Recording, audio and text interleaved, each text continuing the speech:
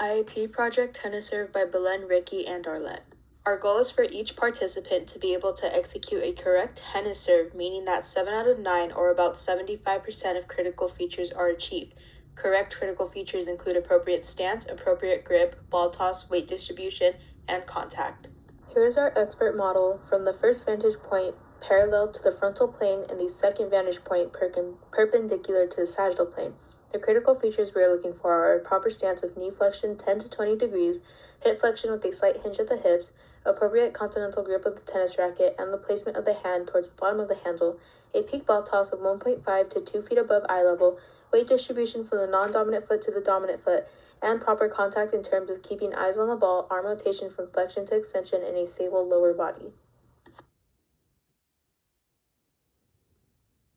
Session 1 included the initial attempts from each of our participants. Being that they are beginners with no prior experience, many incorrect critical features can be seen. During this session, we analyzed the critical features of each phase and created a plan to intervene and correct the critical features over the next sessions. In the first session, the critical features we are looking for are as knee flexion to about 10 to 20 degrees and hip flexion as in a slight hinge at the waist. Our first session focused on the appropriate stance. Looking at participant 1's initial attempt, we can see that there is no knee flexion nor hip hinge. Based off of this last evaluation and for the 2 evaluations that are coming up, the style of teaching that was predominantly used in this session was style B, practice. We had our participants independently practice replicating the athletic stance. As instructors, we walked around and provided individual feedback to the participants, as seen in our intervention session with participant 1, where we used visual modeling, as well as participants 2 and 3, where we also used visual modeling and exaggeration.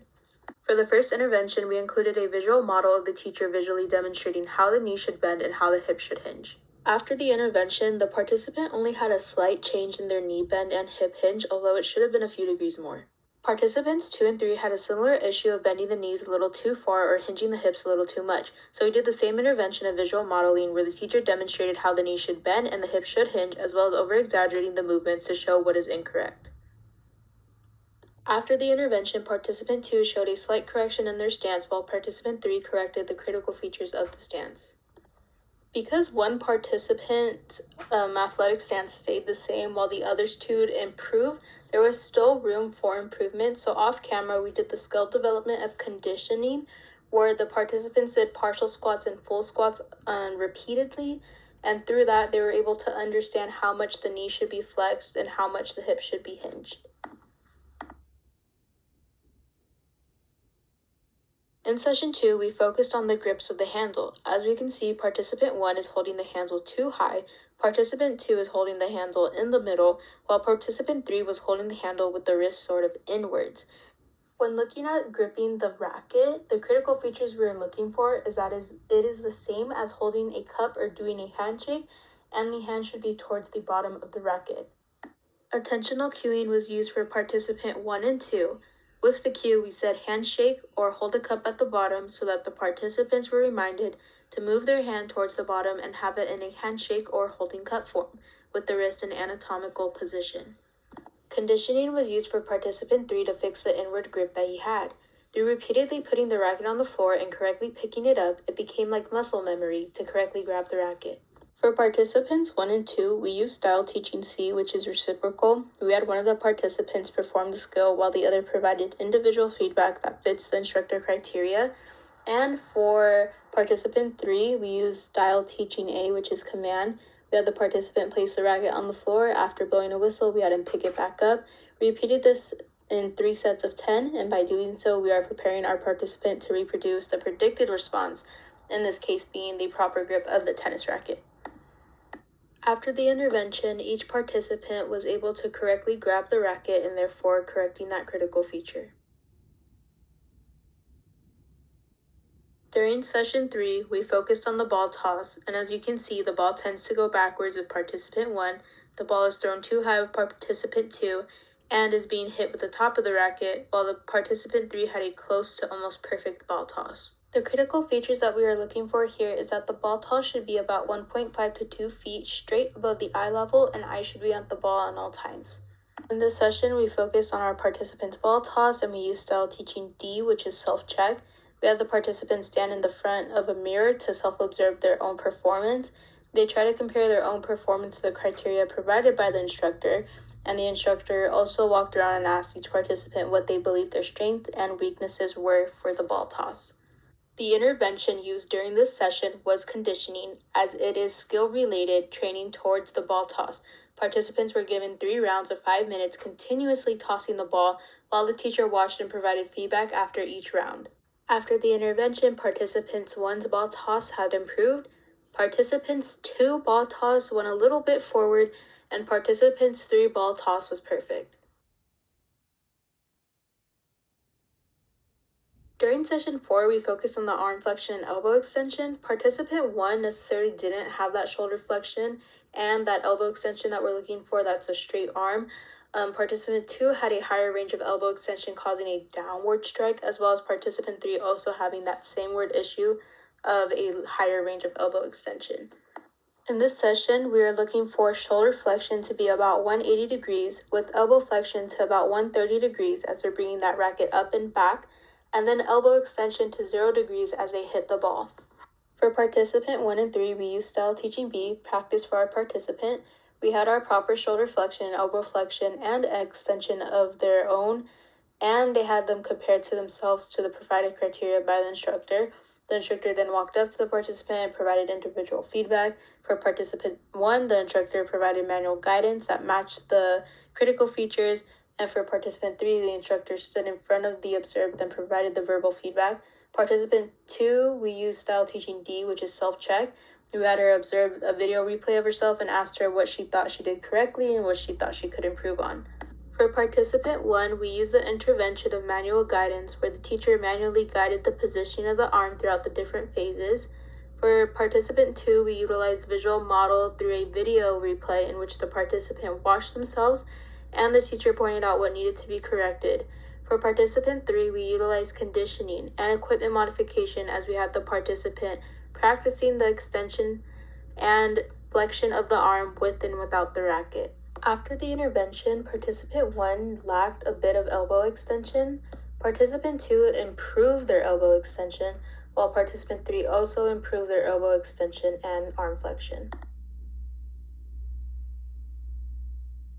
For session 5, we wanted to focus on the form of their follow-through.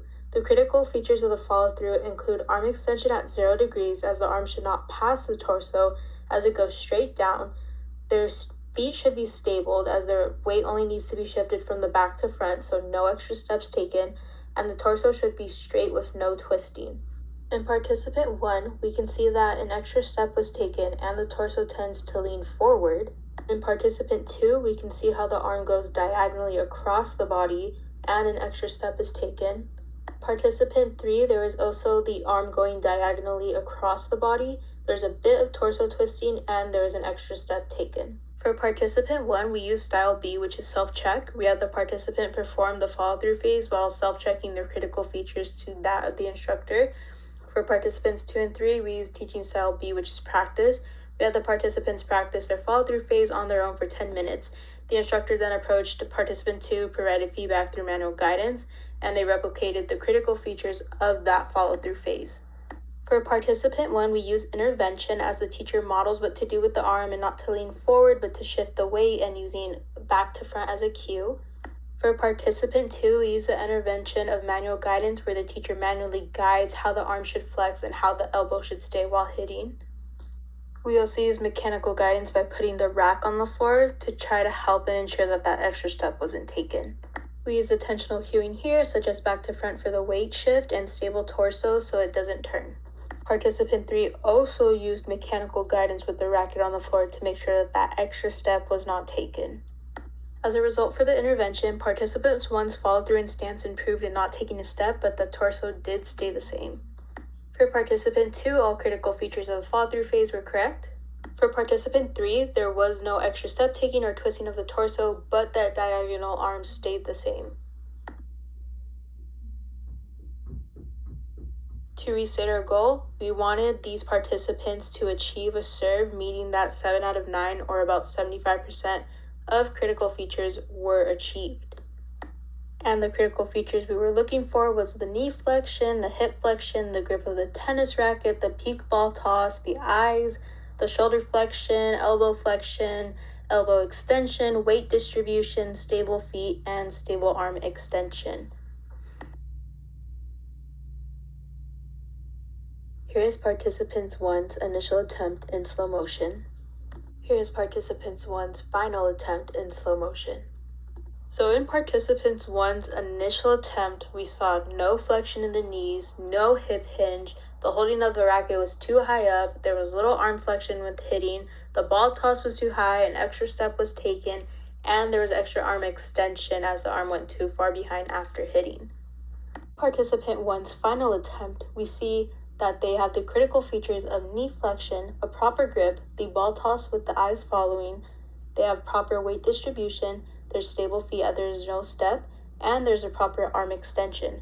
However, they did not hit the critical feature of hip hinge, shoulder flexion, and elbow flexion, as well as elbow extension, for they have missed 3 critical features and therefore did not achieve a proper serve. For participant 2, I wanted to add a disclaimer that it might be a bit confusing as they were wearing the same clothes as they did their initial attempt and their final attempt. However, it was recorded on different days. Here's participant 2's initial attempt in slow motion, and here is their final attempt also in slow motion.